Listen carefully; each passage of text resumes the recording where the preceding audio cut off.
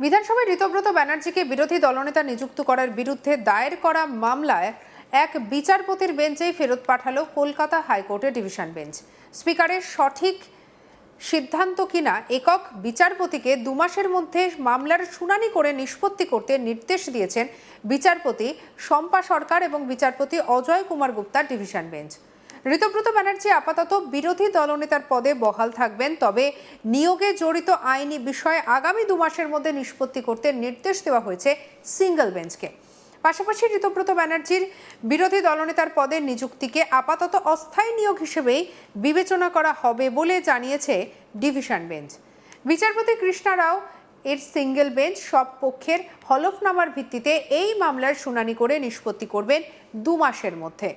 Division bench নির্দেশে জানিয়েছে, ঋতব্রত ব্যানার্জিকে বিরোধী দলনেতা নিযুক্ত করার ফলে স্পিকারের সিদ্ধান্তে একাধিক আইনি প্রশ্ন রয়েছে, সেগুলি একক বেঞ্চেই নিষ্পত্তি করবে।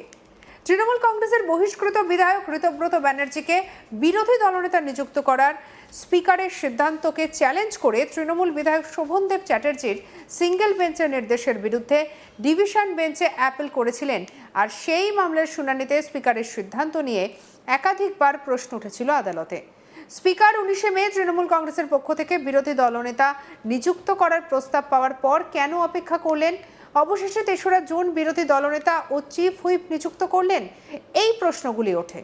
জবাবে বিধানসভা স্পিকারের পক্ষ থেকে জানানো হয়, স্পিকারের কাছে 19শে মে বিরোধী দলনেতা নিযুক্ত করার যে চিঠি এসেছিল তাতে বিজয়ী বিধায়কদের কবে বৈঠক হয়েছিল এবং মিটিং রেজলিউশন হয়েছিল কিনা তা নিয়ে জটিলতা তৈরি হওয়ায় তিনি অপেক্ষা করেছিলেন।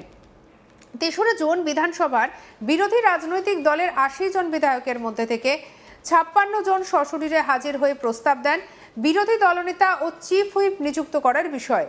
আর সেই জন্য 3রা জুন স্পিকার সিদ্ধান্ত গ্রহণ করেন যে কিন্তু স্পিকারের এই সিদ্ধান্তের বিরুদ্ধে পাল্টা তৃণমূল কংগ্রেসের আইনজীবী কল্যাণ ব্যানার্জি প্রশ্ন তোলেন। ঋতব্রত এবং অন্যান্যরা কে? তারা কি পার্টির প্রেসিডেন্ট নাকি সেক্রেটারি? বিরোধী দলনেতাকে ঠিক করবেন ঋতব্রত ব্যানার্জি ঠিক করবেন নাকি মমতা ব্যানার্জি সিদ্ধান্ত নেবেন? আইনজীবী কল্যাণ ব্যানার্জি আরও বলেন, 6 মে পার্টিতে সিদ্ধান্ত নেওয়া হয় মৌখিকভাবে বিরোধী দলনেতা নিযুক্ত করা হবে। শোভনদেব চ্যাটার্জি পরে 19শে মে রেজলিউশন করা হয়। 9 মে অভিষেক ব্যানার্জি স্পিকারকে চিঠি দিয়েছিলেন বিরোধী দলনেতা নিযুক্ত করার জন্য, কিন্তু তিনি করেননি। তিনি অপেক্ষা করে 3রা জুন হঠাৎ করে বিরোধী দলনেতা হিসেবে ঋতব্রত ব্যানার্জিকে নিযুক্ত করে দিয়েছেন। স্পিকারকে চিঠি দিয়ে জানানোর পরেও তিনি কেন অপেক্ষা করলেন? স্পিকার পদটি গণতান্ত্রিক সরকারের গুরুত্বপূর্ণ পদ, সেটাকে কলুষিত করেছেন স্পিকার। এটা গণতান্ত্রিক ব্যবস্থায় একটা শাসক দল থাকবে, একটা বিরোধী দল থাকবে, যারা সাংগঠনিক বিরোধিতা করবে, সেটাকে ধ্বংস করা হচ্ছে। তৃণমূল কংগ্রেস 40% ভোট পেয়েছে।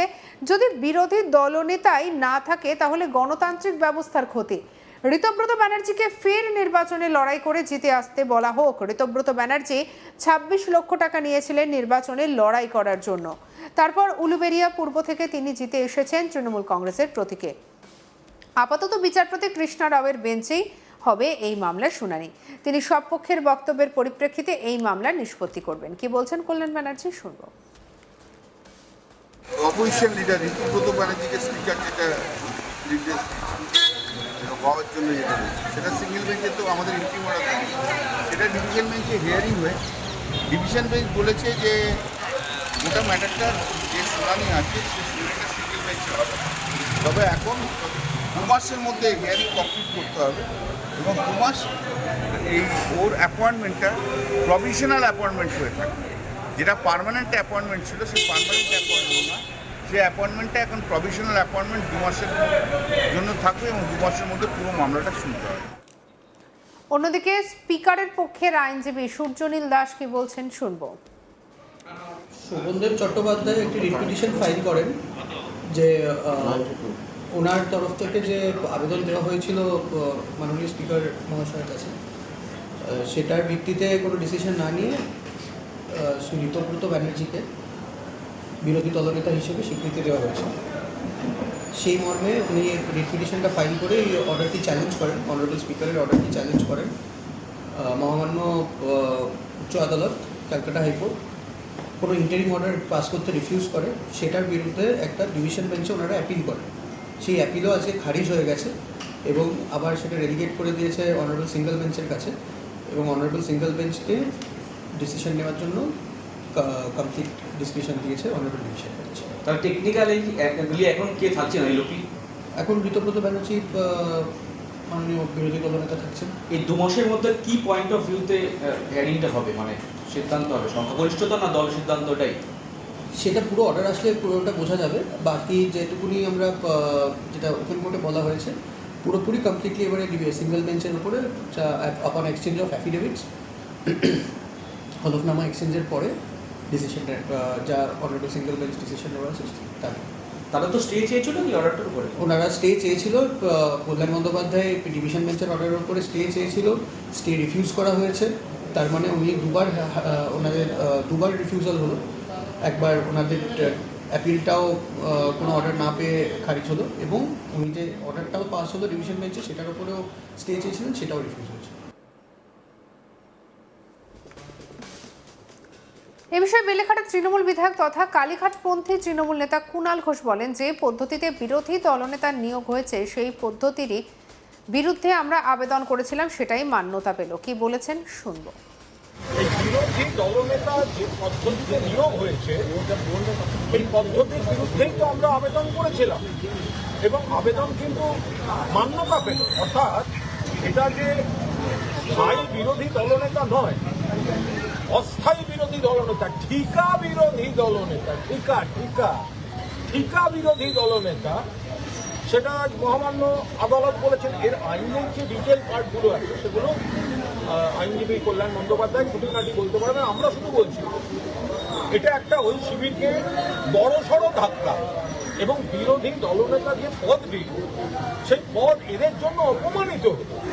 যারা এইভাবে কাউকে জোর করে বিরোধী দলনেতা করার যে চক্রান্ত বা প্রক্রিয়া বা ঘটনাক্রম ছিল, তাতে বিরোধী দলনেতার পদটি কিন্তু অপমানিত।